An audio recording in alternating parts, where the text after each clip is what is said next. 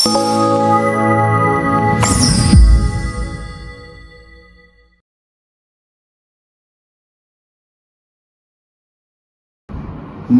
3 ఆ రోజున ప్రశాంత్ కిషోర్ పీకే ఆయన ఒక పత్రికా సమావేశంలో ఒక బాంబు పేల్చాడు.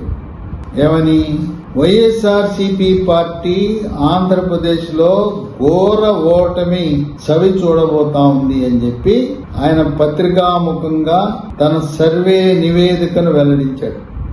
ఈ ప్రశాంత్ కిషోర్ పీకేనైనా పశ్చిమ బెంగాల్లో మమతా బెనర్జీని తృణమూల్ కాంగ్రెస్ పార్టీని అధికారంలోకి తెచ్చాడు. అలాగే 2014లో ప్రధానమంత్రి మోదీకి సలహాదారుడిగా ఉండి మొట్టమొదటిసారి మోదీ ప్రధానమంత్రి కావడానికి భారతీయ జనతా పార్టీకి వ్యూహకర్తగా కూడా వ్యవహరించాడు. ఢిల్లీలో ఆమ్ ఆద్మీ పార్టీకి వ్యూహకర్తగా ఉండి కేజ్రీవాల్ ని గద్దెనెక్కించాడు. తమిళనాడు రాష్ట్రంలో డిఎంకే పార్టీ అధినేత స్టాలిన్ కి వ్యూహకర్తగా ఉండి ఆ పార్టీని అధికారంలోకి తెచ్చాడు. ఆంధ్రప్రదేశ్లో 2019లో జగన్మోహన్ రెడ్డి అధికారంలోకి రావడానికి వ్యూహాలు పన్నిన వ్యక్తి ప్రశాంత్ కిషోర్ పీకే. ఈ రోజున ఆయనే చెప్తున్నాడు, ఎట్టి పరిస్థితుల్లో కూడా జగన్మోహన్ రెడ్డి ముఖ్యమంత్రి కాడు అని. ఈయనేమో కలలు కంటున్నాడు, పగటి కలలు. వైనాట్ 175 అంటున్నాడు. అంటే 175 గెలవాలంట జగన్మోహన్ రెడ్డి చెప్పడం. 175 గెలవటం కాదు కదా, 25 సీట్లు కూడా గెలవటం కష్టమని చెప్పి పీకే సర్వేలు ఖరాఖండిగా చెప్తా ఉన్నాయి. ప్రశాంత్ కిషోర్ మరో మాట చెప్పాడు. జగన్మోహన్ రెడ్డికి గురువు లాంటి వాడు కేసీఆర్. 2019లో కేసీఆర్ సహకారం ఉన్నది. ఆర్థిక వనరులు సమకూర్చాడు. రాజకీయంగా ఆనాడు తలసాని శ్రీనివాస్ యాదవ్ ను పంపించి మరికొంతమంది మంత్రులను పంపించి చంద్రబాబు నాయుడుని ఓడించడానికి తన వంతు కృషి చేశాడు కేసీఆర్. గురువు గారి బాటలోనే కేసీఆర్ ఏ విధంగా తెలంగాణలో అధికారం కోల్పోయాడు, అదే విధంగా జగన్మోహన్ రెడ్డి ఆంధ్రప్రదేశ్ లో అధికారం కోల్పోబోతున్నాడు. ఆంధ్రప్రదేశ్ రాష్ట్రంలో తెలంగాణ రాష్ట్ర ముఖ్యమంత్రి రేవంత్ రెడ్డి గురువు అయిన చంద్రబాబు నాయుడు ఆంధ్రప్రదేశ్ లో ముఖ్యమంత్రి కాబోతున్నాడు అని ప్రశాంత్ కిషోర్ కరాఖండిగా చెప్పాడు. ఈయన తాడేపల్లి ప్యాలెస్ లో కూర్చుంటాడు, బయట జనంతో కలవడు, ఎమ్మెల్యేలు కలవడు, ఎంపీలు కలవడు, మంత్రులు కలవడు.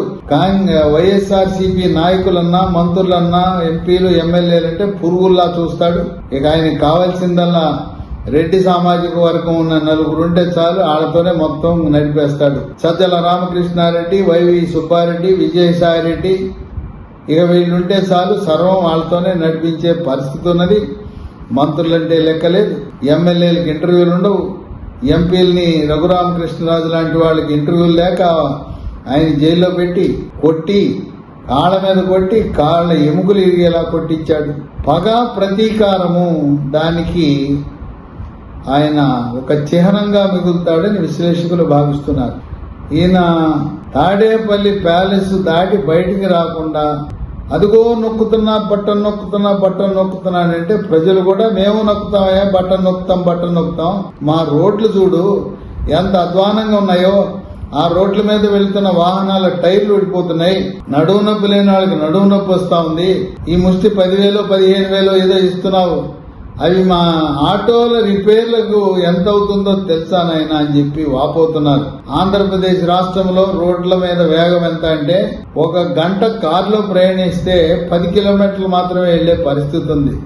విద్య, వైద్యం, ఉపాధిని నిర్లక్ష్యం చేసి ఇక అభివృద్ధి అనేది లేకుండా ఒంటికన్ను కేవలం ప్రజల దగ్గర పన్నుల రూపాన 9 సార్లు కరెంటు ఛార్జీలు పెంచాడు, బస్సు రేట్లు పెంచాడు, మద్యం అది కూడా పనికిరాని మద్యాన్ని, నాటుసారా లాంటి ఆ మద్యాన్ని అమ్మి ప్రజలను వాళ్ళ ఆరోగ్యాలతో చెలగాటమాడుతూ మద్యమే ఆదాయ వనరులుగా సంపాదించిన డబ్బుని బట్టన్ నొక్కుతున్నానని చెప్పి రాష్ట్రాన్ని అధోగతి పాలు చేసి చదువుకున్న ఇక్కడ నిరుద్యోగ యువత వాళ్ళు నిరాశ నిస్పృహతో పోవాలి జగన్ వద్దు బాబోయ్ మాకు కావాలి చంద్రబాబు కావాలి అని కోరుతున్న తరుణంలో ప్రశాంత్ కిషోర్ ఖరాఖండిగా పత్రికాముఖంగా ఆయన అభిప్రాయాన్ని, ఆయన సర్వే నివేదికలను వెలుబుచ్చిన తరువాత జగన్మోహన్ రెడ్డి